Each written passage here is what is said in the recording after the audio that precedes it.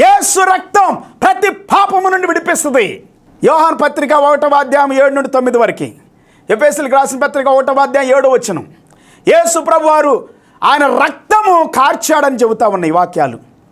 యోహాను గారు కానీ పేతురు గారు కానీ 1 పేతురు 2వ అధ్యాయము 22వ వచనం దగ్గర నుండి కూడా ఇలా చెప్పుకుంటూ పోతే అనేకమైనటువంటి వాక్యాలు. ఎఫెసీ పత్రిక 4వ అధ్యాయం 22వ వచనం కూడా. సో దేవుని వాక్యం ఏమని సెలవిస్తా ఉందంటే పిల్లారా, అపవాది యొక్క బంధకాల నుండి విడిపించడానికి యేసు ప్రభువారు వచ్చారు, మనకు జీవాన్ని ఇవ్వటానికి. బైబిల్ గ్రంథంలో ఇంకొక వాక్యాన్ని మీకు చదివించాలని నేను ఆశపడుతున్నాను. లూకా సువార్త 10వ అధ్యాయం 5 నుండి 7 వరకు.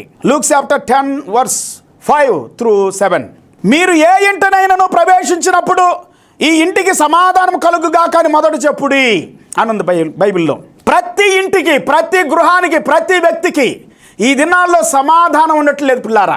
కారణం ఏంటో తెలుసా? దొంగ దోచుకుంటున్నాడు. నీ